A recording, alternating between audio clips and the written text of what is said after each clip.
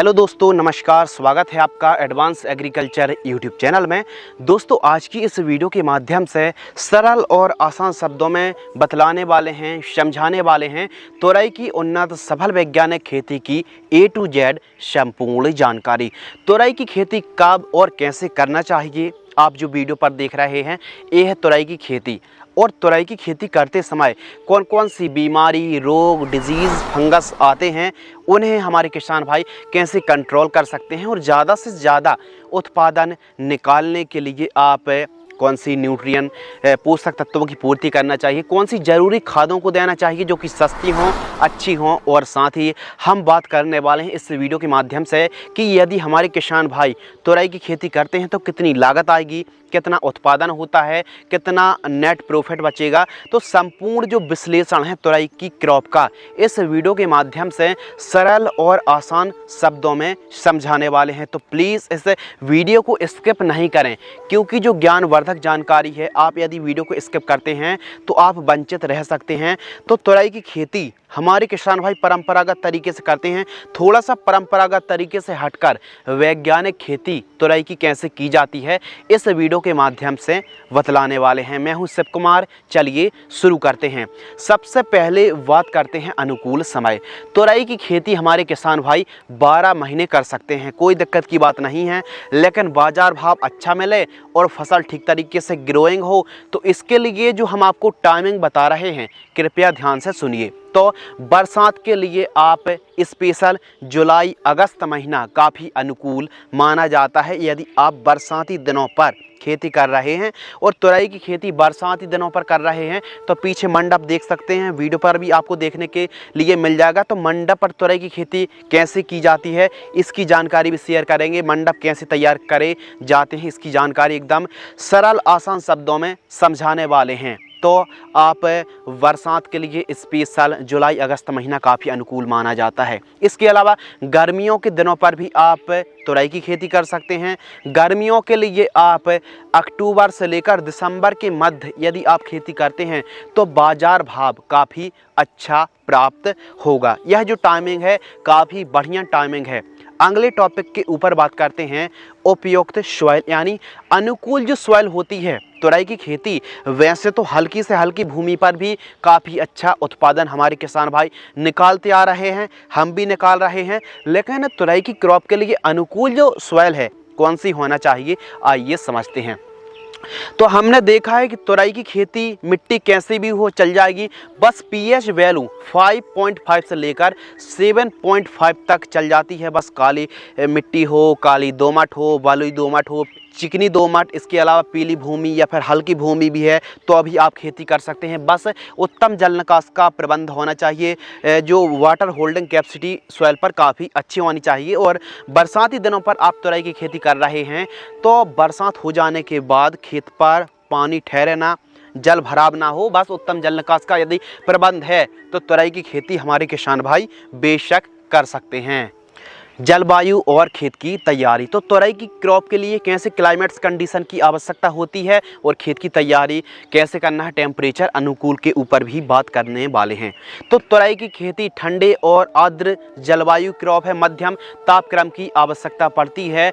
और यदि टेम्परेचर की बात करें तो जो न्यूनतम टेम्परेचर है 15 से 16 डिग्री सेल्सियस और अधिकतम 35 से 36 डिग्री सेल्सियस का जो तापक्रम होता है काफ़ी अनुकूल माना जाता है। लेकिन थोड़ा सा यदि गर्मियों के दिनों पर 40-42 डिग्री सेल्सियस के ऊपर तापक्रम होता है तो थोड़ा सा फ्रूटिंग स्टेज पर दिक्कत जाती है। लेकिन यदि आप ऑल ओवर सीजन पर कर रहे हैं तो फ्लावरिंग और फ्रूटिंग स्टेज पर जो तापक्रम होता है 26-27 से लेकर 30 डिग्री सेल्सियस का यदि तापक्रम है फ्लावरिंग स्टेज पर, फ्रूटिंग स्टेज पर, तो यकीनन ये आप मान लीजिए काफ़ी अच्छे से फ्रूटिंग सेट होते हैं, फ्लावर की मात्रा काफ़ी अच्छी आती है, फसल हरी भरी रहती है। लेकिन हमारे किसान भाई गर्मियों के दिनों पर भी यदि तोरई की खेती कर रहे हैं तो फसल को हरी भरी रख सकते हैं, ज़्यादा से ज़्यादा फ्लावरिंग की संख्या आएगी।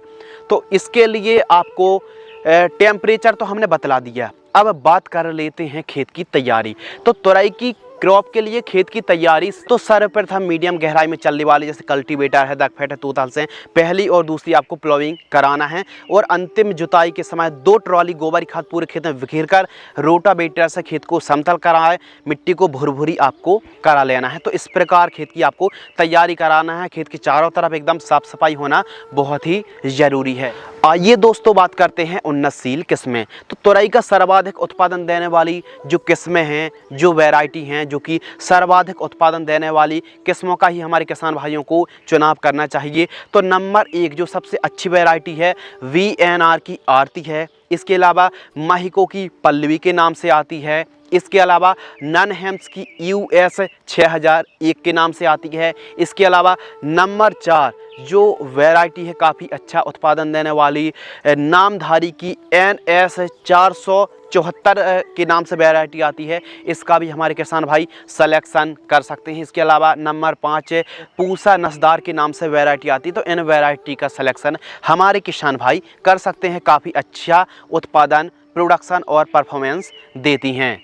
प्रति एकड़ सीड्स, यदि आप 1 एकड़ पर तुरई की खेती कर रहे हैं तो कितने ग्राम या फिर कितने किलोग्राम सीड्स की आवश्यकता पड़ने वाली है, आइए समझते हैं। तो यदि डिस्टेंस को आप कम और ज़्यादा करते हैं, सीड्स की नंबर ऑफ क्वांटिटी यदि हाई डेंसिटी में सोइंग करते हैं तो जो आपको सीड्स की रिक्वायरमेंट पड़ने वाली है उसकी क्वांटिटी कम और ज़्यादा भी हो सकती है। तो आपको जो हम डिस्टेंस आगे बताएंगे, आइए बात करते हैं क्वांटिटी के बारे में। यदि आप 1 एकड़ पर तुरई की खेती कर रहे हैं तो आपको ये मान लीजिए 800 ग्राम से लेकर 1 किलोग्राम के आसपास आपको सीड्स की रिक्वायरमेंट पड़ेगी, सीड्स की आपको ज़रूरत पड़ने वाली है। बात कर लेते हैं बीज उपचार यानी सीड्स ट्रीटमेंट, यानी बीज उपचार करने से अंकुरण और जर्मिनेशन फंगस नहीं लगते हैं और काफ़ी अच्छा स्वस्थ जर्मिनेशन देखने के लिए मिलता है।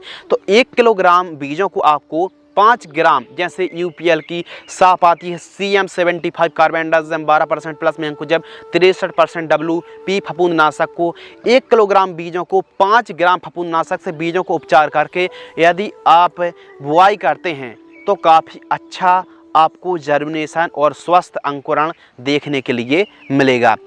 वेसल डोज यानी बुआई के समय कौन कौन सी खाद देनी है और कितनी मात्रा पर देना है, क्योंकि जब हम बुआई करते हैं तो उस समय ज़्यादा से ज़्यादा न्यूट्रिएंट की यदि पूर्ति करते हैं तो यकीनन दोस्तों अच्छा उत्पादन मुनाफा देखने के लिए मिलता है।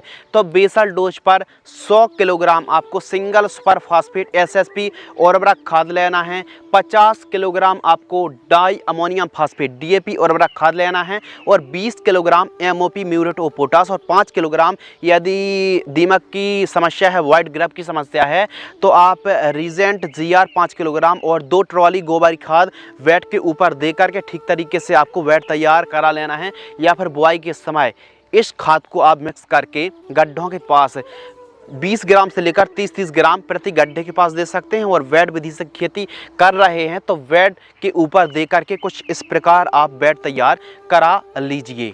आइए बात करते हैं वेट तैयार। यदि हमारे किसान भाई वेट विधि से खेती कर रहे हैं तो डिस्टेंस कितना रखना चाहिए, आइए सरल और आसान शब्दों में समझते हैं। वेट तैयार, यदि हमारे किसान भाई वेट विधि से तुरई की खेती कर रहे हैं तो वेट की चौड़ाई वेट मेकर या फिर वेट राइजर से आप तैयार करा सकते हैं। वेट की चौड़ाई 2.5 फीट, वेट से वेट की दूरी आपको रखनी है तकरीबन 6.5 से 7 फीट के आसपास रख सकते हैं और वेट की ऊंचाई आपको 1 फीट रखनी चाहिए। इस प्रकार वेट मेकर या फिर वेट राइजर से आपको वेट तैयार कराना चाहिए। आइए बात करते हैं प्लांट डिस्टेंस एंड सोइंग। तो हमारे किसान भाइयों को पौधे से पौधे की दूरी कितनी रखनी चाहिए, तो पौधे से पौधे की दूरी आपको 3 फीट रखनी है और आपको लाइन से लाइन की दूरी आपको 7 फीट रखनी चाहिए। इसके अलावा एक मंडप से दूसरे मंडप की आपको जो दूरी रखनी है वो आपको रखनी है 3 फीट के आसपास, 3 से 4 फीट आप रख सकते हैं। 3 फीट काफ़ी अच्छा माना जाता है। तो इस प्रकार आपको डिस्टेंस रखना चाहिए और आपको बुआई एक गड्ढे पर आपको 2-2 सीड्स की 2-2 बीजों की आप बुआई कर सकते हैं। आइए दोस्तों बात करते हैं मंडप तैयार, यानी मंडप विधि से यदि हमारे किसान भाई तुरई की खेती कर रहे हैं तो किस प्रकार मंडप तैयार करना चाहिए। तो मंडप तैयार करने से पहले हम समझते हैं कि आवश्यक सामग्री जो हम आपको जानकारी शेयर कर रहे हैं दोस्तों, यह संपूर्ण जानकारी प्रति एकड़ की दर से दी जा रही है। तो आपको आवश्यक सामग्री 1 एकड़ में लगभग 1800 से 2000 बांस के टुकड़ों की आवश्यकता पड़ने वाली है जो कि काफ़ी ज़्यादा मजबूत हों और 8 फीट लंबाई रहत हों। बांस मजबूत होना बहुत ही ज़रूरी है कि जो वजन आता है मंडप का वो मंडप झेल सके और जो मंडप होता है वो वजन को कंट्रोल कर सके। तो जो बांस आप लगा रहे हैं समथिंग 1700-1800 से लेके 2000 बांस के टुकड़े जिनकी लंबाई 8 फीट होना चाहिए। बांस मजबूत होना चाहिए, ये आपके लिए ज़रूरी सूचना है, क्योंकि बांस मजबूत नहीं होंगे तो वजन आने पर मंडप गिर जाएगा। तो बांस मजबूत होना बहुत ही ज़रूरी है। इसके अलावा पैड वायर जो कि आप ब्लैक रस्सी देख रहे हैं, 1 एकड़ पर तकरीबन 40 से 50 किलोग्राम पैड वायर की आवश्यकता पड़ेगी और आपको रस्सी की आवश्यकता पड़ेगी जो कि खींचने के लिए प्लास्टिक की रस्सी आती है तकरीबन 25 किलोग्राम, जो कि लगभग 130-140 रुपये केजी के आसपास मिल जाती है। और पैड वायर भी बाज़ार पर 130-140 रुपये केजी की दर से हमको कीमतें देखने के लिए मिलती हैं। इसके अलावा जो शाखाएं आप देखेंगे वीडियो पर, शाखाएं चढ़ाने के लिए धागे से हम बुनाई करेंगे, तो आप वीडियो में भी देख सकते हैं शाखाएं चढ़ाने के लिए तकरीबन पतला सा धागा 2000 रुपये का लग जाएगा, जिससे शाखाओं को ऊपर चढ़ाने के लिए काफ़ी ज़्यादा ज़रूरी होता है। तो इतनी सामग्री की हमको आवश्यकता पड़ने वाली है। तो बांस के मंडप तैयार कैसे करना है, आइए समझते हैं विधि पूर्वक। तो सबसे पहले जैसे ही आपने प्लांटेशन कर दिया है या फिर बुआई कर दी, 15 दिन के आसपास की क्रॉप होती है तुरई की, तो हमको बांस के मंडप तैयार करना चाहिए। मंडप तैयार करने के लिए बांस को आपको गड़ाना है और बांस को मिट्टी के अंदर कम से कम 1.5 से 2 फीट की जो गहराई होती है, इतनी गहराई पर आपको बांस को गड़ाना है। और बांस से बांस की आपको जो दूरी रखनी है वो आपको रखनी है 15 फीट। बांस से बांस की दूरी 15 फीट रखनी है और आयताकार आपको बांस के मंडप तैयार करना है। मंडप की जो आपको ऊंचाई रखनी है दोस्तों, वो आपको रखनी है 6 से 7 फीट ही आपको रखनी चाहिए। इसके अलावा बांस से बांस की दूरी 15 फीट और आपको बांस से दूसरे बांस की दूरी, एक बांस से जो साइड वाला बांस है उसकी आपको दूरी रखनी है तकरीबन 7 फीट। इतनी दूरी पर आपको बांसों को गड़ाना है। उसके बाद ठीक तरीके से आपको बंधाई करना है। उसके बाद आपको प्लास्टिक की रस्सी खींचना है।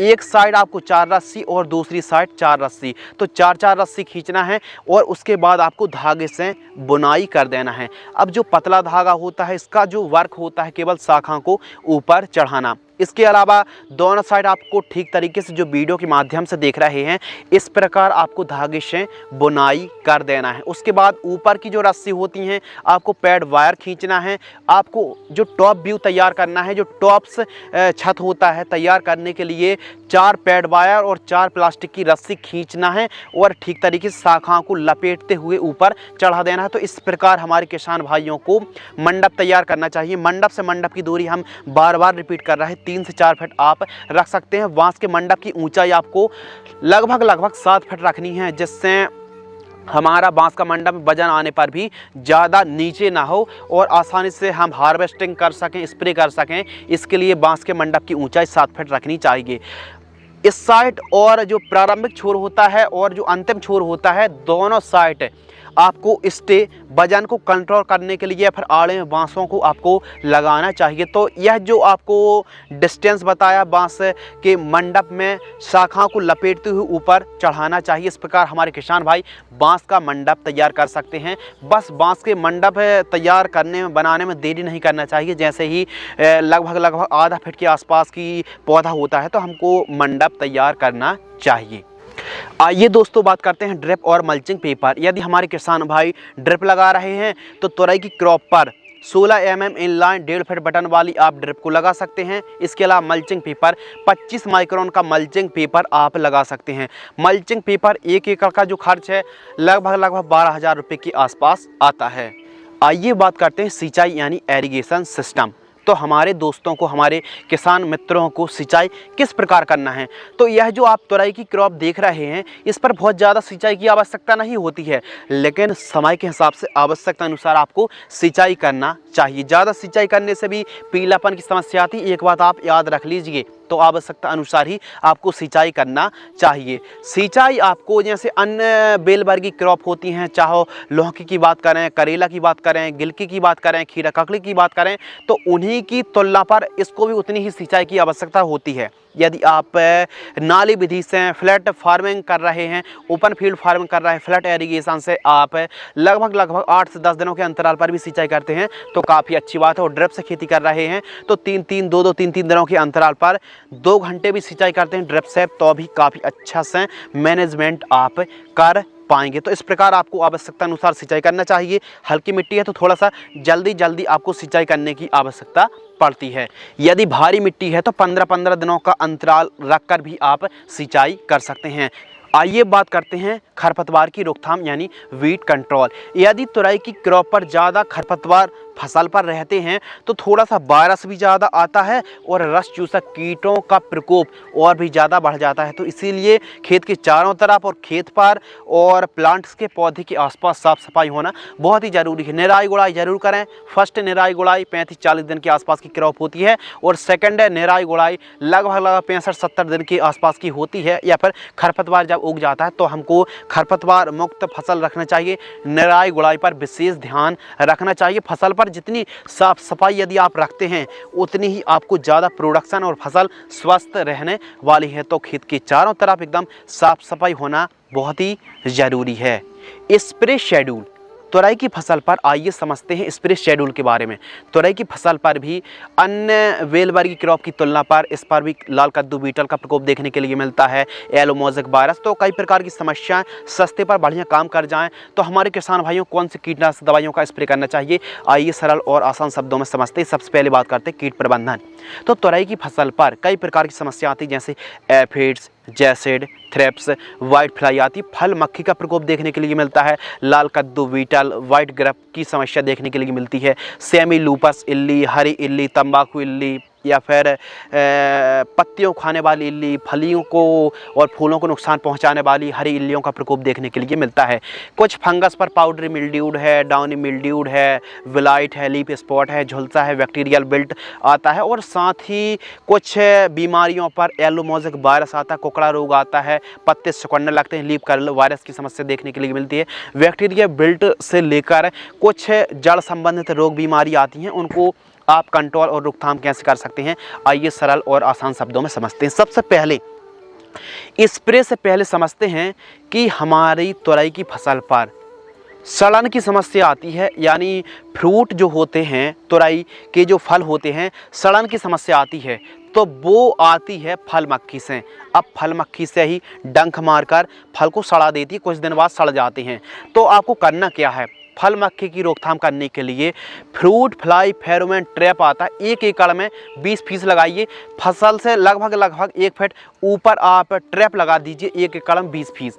सफ़ेद मक्खी से वायरस फैलता है, येलो मोज़ेक वायरस और कोकड़ा रोग फैलता है, तो इसके लिए पीला ट्रैप लगा लीजिए 1 एकड़ में 15 से 20 पीस। और रस चूसक कीट जैसे एफिड जैसे इसकी रोकथाम करने के लिए आप नीला ट्रैप लगा लीजिए 10 पीस। तो इस प्रकार यदि आप इन ट्रैप को लगा देते हैं तो फ़ायदा क्या होगा, उससे फ़ायदा ये होगा कि रस चूसक कीट हैं, सफ़ेद मक्खी है, फल मक्खी, इनकी रोकथाम आप सस्ते पर और बढ़िया जो लाइफ साइकिल है फसल की बढ़िया कंट्रोल कर पाएंगे। तो हम बात कर रहे थे स्प्रे शेड्यूल। आइए दोस्तों बात करते हैं फर्स्ट स्प्रे। फर्स्ट स्प्रे 25 से 30 दिन के आसपास की ट्रांसप्लांट से तुरई की क्रॉप होती है तो पहले स्प्रे पर सिजेंटा कंपनी की एक तारा यानी थाइमोथोक्सोम आपको लेना है 10 ग्राम और यूपीएल की साप। अब साप में कार्बेंडाजिम और मैंकोजेब है, इन दोनों को मिक्स करके 15 लीटर पानी में घोल करके स्प्रे कर देना है। साप को आपको लेना है 40 ग्राम और एक तारा को 10 ग्राम, इन दोनों को मिक्स करके 15 लीटर पानी में घोल करके आपको स्प्रे कर देना है। सेकंड स्प्रे, तुरई की फसल ट्रांसप्लांट से 50 से 55 दिन के आसपास की होती है तो सेकंड स्प्रे करना चाहिए। सेकंड स्प्रे पर यूपीएल की लांसर गोल्ड आपको लेनी है। अब लांसर गोल्ड पर एसिफेट इमिडाक्लोरफेट का कॉम्बिनेशन है, इसको आपको लेना है 35 से 40 ग्राम। और पोषक सुपर प्लांट ग्रोथ प्रमोटर पोषक सुपर, इसको आपको लेना 25 ml, इन दोनों को 15 लीटर पानी में घोल करके आपको स्प्रे कर देना है। तुरई की फसल पर थर्ड स्प्रे, तुरई की फसल ये मान लीजिए जब ट्रांसप्लांट से 75 से 80 दिन के आसपास की होती है तो तीसरे स्प्रे पर हमको दमन YOR 303 30 ml लेना है और कॉन्फिडोर इंसेक्टिसाइड लेना है 10 ml, इन दोनों को घोल करके 15 लीटर पानी में घोल करके स्प्रे आपको कर देना चाहिए। फोर्थ स्प्रे, तुरई की फसल 100 से 120 दिन के आसपास की होती है तो फोर्थ स्प्रे पर आप टाटा की ताकत फंगिसाइड आपको लेना है 40 ग्राम और बायर कंपनी सोलवन इंसेक्टिसाइड 10 से 12 ml लेना है। इन दोनों को घोल करके 15 लीटर पानी में घोल करके मिक्स करके स्प्रे आपको कर देना है। किसान भाइयों, तोरई की फसल पर ये था स्प्रे शेड्यूल, जो कि आवश्यकता अनुसार आप कीटनाशक दवाइयों की स्प्रे लेते हैं, आवश्यकता अनुसार पोषक तत्वों की पूर्ति करते हैं, तो काफ़ी अच्छी फसल हरी भरी रहने वाली है। अब बात कर लेते हैं फर्टिगेशन शेड्यूल यानी खाद का शेड्यूल। तो तोरई की फसल पर जो खाद का शेड्यूल आपको बतलाने वाले हैं, काफ़ी अच्छा उत्पादन निकालने के लिए, ज़्यादा से ज़्यादा प्रोडक्शन निकालने के लिए आपको खादों को, न्यूट्रिएंट की पूर्ति करना बहुत ही ज़रूरी है। सबसे पहले बात करते हैं जो किसान भाई साधारण तरीके से खेती कर रहे हैं, तो वे किस प्रकार फर्टिगेशन शेड्यूल चला सकते हैं, आइए समझते हैं। फर्स्ट खाद 35 से 40 दिन के आसपास की फसल होती है तो यूरिया और उर्वरक खाद 40 किलोग्राम, माइक्रो न्यूट्रिएंट फर्टिलाइजर्स आपको लेना है 5 किलोग्राम, किसी अच्छी कंपनी का सूक्ष्म पोषक तत्व युक्त खाद प्रति एकड़ जड़ों के पास देकर के आपको सिंचाई कर देना है। सेकंड खाद 65 से 70 दिन के आसपास की होती है तो यूरिया 40 किलोग्राम, सागरिका दानेदार 10 किलोग्राम प्रति एकड़ जड़ों के पास देकर के आपको सिंचाई कर देना है। इसके अलावा बात करते हैं थर्ड खाद 110 से 120 दिन के आसपास की क्रॉप होती है दोस्तों, तो यूरिया और उर्वरक खाद 30 kilogram, MOP muriate of potash 10 kilogram, single super phosphate 25 kilogram और डीएपी 15 किलोग्राम, इन तीनों को मिक्स करके प्रति एकड़ जड़ों के पास देकर के आपको सिंचाई कर देना है। आइए दोस्तों बात करते हैं ड्रिप एरीगेशन, यानी जो किसान भाई ड्रिप से खेती कर रहे हैं तो खाद का शेड्यूल। फर्स्ट कॉम्बिनेशन 20 से 40 दिन के आसपास की क्रॉप होती है तो 4-4 दिनों की अंतराल पर ड्रिप बेंचुरी के माध्यम से इन खादों को आप छोड़ सकते हैं, काफ़ी अच्छे रिजल्ट प्राप्त होंगे। एनपीके 19-19-19 2 किलोग्राम, एनपीके 12-61-0 2 किलोग्राम या फिर एनपीके 17-44-0 2 किलोग्राम या फिर ह्यूमिक एसिड 500 ग्राम। इनको आपको एक दिन में एक खाद और फिर 4-4 दिनों का अंतराल रखकर इन खादों का आपको प्रयोग करना है प्रति एकड़ की दर से। आइए दोस्तों बात करते हैं सेकंड कॉम्बिनेशन। 50 से 75 दिन के आसपास की तुरई की फसल होती है तो 5-5 दिनों के अंतराल पर इन खादों को आप छोड़ सकते हैं, जैसे NPK 052-34 3 kilogram, NPK 13-40-13 3 kilogram, ammonium sulphate 3 kilogram, magnesium sulphate 3 kilogram. इनको 5-5 दिनों के अंतराल पर 3 किलोग्राम प्रति एकड़ की दर से ड्रिप से आप छोड़ सकते हैं। एक दिन में एक खाद का ही प्रयोग करना है, फिर 5 दिनों का अंतराल रखना है। इस प्रकार आपको ड्रिप से खाद छोड़ना चाहिए। इसके अलावा बात करते हैं थर्ड कॉम्बिनेशन। तो 80 दिन से लेकर 120 दिन के आसपास की क्रॉप होती है तो 6-6 दिनों के अंतराल पर इन खादों को आप छोड़ सकते हैं, जैसे NPK 0050 4 kilogram, NPK 13-045 4 kilogram, ferrous sulphate 4 kilogram, white potash 4 kilogram, micro nutrient खाद 500 ग्राम और बोरॉन भी 20% वाली 500 ग्राम प्रति एकड़ की दर से ड्रिप सिंचाई से आप छोड़ सकते हैं, लेकिन 6-6 दिनों का अंतराल रखना है और 4 किलोग्राम एक दिन में एक खाद को 4 किलोग्राम की दर से आपको प्रयोग करना चाहिए। तो दोस्तों इस प्रकार आप न्यूट्रिएंट की पूर्ति करते हैं तो फसल हरी भरी रहेगी। अब हमने खाद का शेड्यूल आपको बतला दिया कि जो किसान भाई साधारण तरीके से खेती कर रहे हैं तो भी जड़ों के पास देकर सिंचाई कर सकते हैं, ड्रिप से खेती कर रहे हैं तो बेंचुरी के माध्यम से टपक सिंचाई से प्रयोग कर सकते हैं। इस प्रकार न्यूट्रिएंट की पूर्ति करते हैं, आवश्यकता अनुसार आप नाइट्रोजन, फास्फोरस, पोटास समय रहते यदि पूर्ति करते हैं तो फसल हरी भरी रहेगी और काफ़ी अच्छी बढ़वार उपज देखने के लिए मिलेगी। दोस्तों बात कर लेते हैं लाइफ साइकिल। तो तुरई की जो क्रॉप है ठीक तरीके से फल प्राप्त हों तो लगभग ये मान लीजिए इसकी जो लाइफ साइकिल है 5 महीने के आसपास बड़े ही आराम से चल जाती। 4-5 महीने 5 महीने तो ये मान लीजिए 5 महीने अच्छे फल देती है। तुरई की क्रॉप की जो लाइफ साइकिल है वो है 5 महीने। आइए बात करते हैं लागत यानी पर एकड़ कॉस्ट। यदि हम 1 एकड़ पर तुरई की खेती करते हैं, चाहे सीड्स का खर्च हो, चाहे प्लांटेशन का खर्च हो, चाहे मंडप का खर्च हो, चाहे पेड वायर से लेके स्प्रे, खाद, खेत की तैयारी, ये मान लीजिए सभी खर्च को जोड़कर मल्चिंग और ड्रिप को अलग कर दिया जाए और बाकी खर्चों को जोड़ा जाए तो ये मान लीजिए लगभग 20,000 रुपये के आसपास 1 एकड़ का खर्च आता है। किसान भाई यदि थोड़ा सा और वैज्ञानिक तरीके से खेती करते, मल्चिंग ड्रिप लगाएंगे तो उसका खर्च तो अलग ही आएगा, लेकिन ड्रिप लगाते हैं तो कई साल चलेगी, इसलिए ड्रिप का और मल्चिंग का हमने नहीं जोड़ा है। बाकी इस प्रकार यदि आप तुरई की खेती करते हैं तो 1 एकड़ में तकरीबन 20,000 रुपये का खर्च आता है।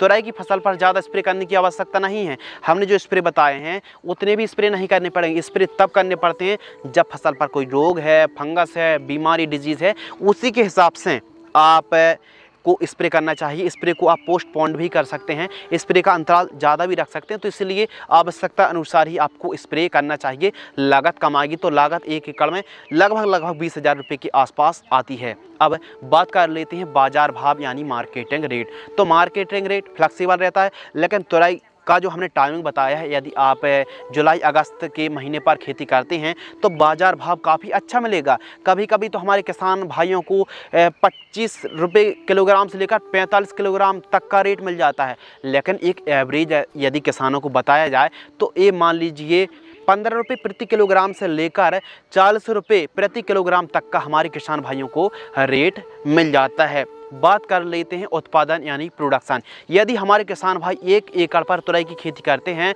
तो 160 से 180 क्विंटल प्रोडक्शन निकलता है। जी हाँ दोस्तों, 1 एकड़ पर तुरई का इतना उत्पादन होता है जो कि आप वीडियो पर देख रहे हैं। 1 एकड़ पर 160 से 180 क्विंटल प्रति एकड़ की दर से उत्पादन निकालते हैं। यदि हमारे किसान भाई मल्चिंग ड्रिप पर खेती कर रहा है तो इससे भी ज़्यादा उत्पादन निकलता है। लेकिन यदि आपकी फसल पर कोई बीमारी रोग नहीं है तो अच्छा खासा उत्पादन निकलता है, लेकिन बीमारी रोग कुछ ज़्यादा ही आती तो उत्पादन भी घट सकता है। तो इसलिए कीटों का प्रबंधन, रोग बीमारी डिजीज़ का प्रबंधन करना बहुत ही ज़रूरी है, जो कि हमने आपको स्प्रे शेड्यूल बतला दिया है। आइए दोस्तों बात करते हैं मुनाफा और नेट प्रॉफिट। तो तुरई का जो मुनाफा है, आमदनी है, हमारे किसान भाइयों को 1 एकड़ से कितनी आमदनी होगी, आइए सरल और आसान शब्दों में विश्लेषण समझते हैं। तो तुरई की क्रॉप में बाज़ार भाव हम मान लेते हैं 15 रुपये किलोग्राम, यानी 1500 रुपये क्विंटल। 1 क्विंटल का 1500 रुपये, और हमने तो बताया 180 क्विंटल तक उत्पादन। लेकिन एक एवरेज थोड़ा सा उत्पादन यदि मान लो घट भी गया तो एक एवरेज घटेगा तो नहीं, लेकिन फिर भी हम एक एवरेज मान लेते हैं 140 क्विंटल 1 एकड़ में उत्पादन होगा। और 1500 रुपये का हम इंटू कर देंगे, यानी 1500 इंटू 140, तो ये मान लीजिए तकरीबन जो हमारा कैलकुलेशन और हमारा टोटल जो आया 2,21,000 रुपये के आसपास जो हमारा मुनाफा होगा। अब मुनाफा 2,21,000 रुपये हमारी नेट प्रॉफिट नहीं है, शुद्ध आमदनी नहीं है, तो हम मुनाफा में से लागत को घटा देंगे। हमारा मुनाफा होगा 2,10,000 रुपये। हमारी लागत लगी 1 एकड़ पर जो खर्च हुआ लगभग 20,000 रुपये। तो 2,10,000 रुपये में से 20,000 रुपये यदि हम घटा देंगे तो ये मान लीजिए 1,90,000 रुपये के आसपास हमारे किसान भाई 1 एकड़ से कमाई कर सकते हैं। लेकिन इससे भी ज़्यादा हमारे किसान भाई तुरई की क्रॉप से बेनिफिट निकाल सकते हैं, आमदनी कमाई कर सकते हैं। यदि बाज़ार भाव 20 और 25 का मिल जाता है फिर तो और ज़्यादा हमारे किसान भाइयों को आमदनी होगी। लेकिन हमने कम से कम 15 रुपये केजी का ही रेट लिया है, लेकिन इससे भी ज़्यादा हमारे किसानों को रेट और आमदनी प्राप्त होती है। बाज़ार भाव ज़्यादा प्राप्त होगा, उपज ज़्यादा प्राप्त होगी, तो यकीन जाहिर सी बात है हमारे किसान भाइयों को एक अच्छी मोटी कमाई हमारे किसान भाई तुरई की खेती से कर सकते हैं। तो ये मान लीजिए हमने 1,90,000 रुपये तो आपको बतलाया। यदि थोड़ा सा और लागत और भी लगती है और थोड़ा सा उत्पादन भी घटता है तो ये मान लीजिए 1 एकड़ से 1,90,000 रुपये जो हम कह रहे हैं, ये मान लीजिए तकरीबन 1.5 लाख रुपये तो आप बिल्कुल शुद्ध आमदनी कमाई कर ही लेंगे। 1 एकड़ से 1.5 लाख रुपये कोई बुरी बात नहीं है। यदि आप 3-4 एकड़ पर तुरई की खेती करते हैं, मल्चिंग ड्रिप को लगाते हैं, तो फिर 4 चांद लग जाएंगे और भी ज़्यादा मुनाफा हमारे किसान भाई निकाल सकते हैं। साधारण तरीके से भी 1 एकड़ पर यदि आप 4-4.5 महीने पर यदि 1.5 लाख कमाते हैं, 2 लाख रुपए कमाते हैं तो बहुत अच्छी बात है। तो इस प्रकार हमारे किसान भाई 1 एकड़ से 1.5-2 लाख रुपए के आसपास तुरई की क्रॉप से कमाई कर सकते हैं। उम्मीद करते हैं दोस्तों इस वीडियो से आपको कुछ नया, नॉलेजेबल और इंटरेस्टिंग सीखने के लिए ज़रूर मिला होगा। इस वीडियो के माध्यम से हमने आपको उन्नत किस्मों से लेकर खेत की तैयारी, प्लांटेशन से लेकर हार्वेस्टिंग तक संपूर्ण जानकारी शेयर की। यदि पीलापन की समस्या है तो कैल्शियम नाइट्रेट का आपको प्रयोग करना चाहिए। फल टेढ़े आ रहे हैं तो कैल्शियम नाइट्रेट के साथ बोरोन का आप प्रयोग कर सकते हैं। कोकड़ा रोग आ रहा है तो प्रॉपर रस चूसक कीटों की आपको प्रॉपर स्प्रे लेने चाहिए। उम्मीद करते हैं इस वीडियो से आपको कुछ नया सीखने के लिए तो ज़रूर मिला होगा। यदि आपको यह वीडियो पसंद आती है तो वीडियो को लाइक करें। अधिक जानकारी के लिए आप हमें इंस्टाग्राम पर ही फॉलो कर लीजिए, शिवकुमार095। तो मिलते हैं इसी प्रकार कृषि कार्य से जुड़ी नई, नॉलेजेबल, इंटरेस्टिंग, महत्वपूर्ण जानकारी के साथ। तब तक के लिए धन्यवाद, नमस्कार, जय हिंद, वंदे मातरम।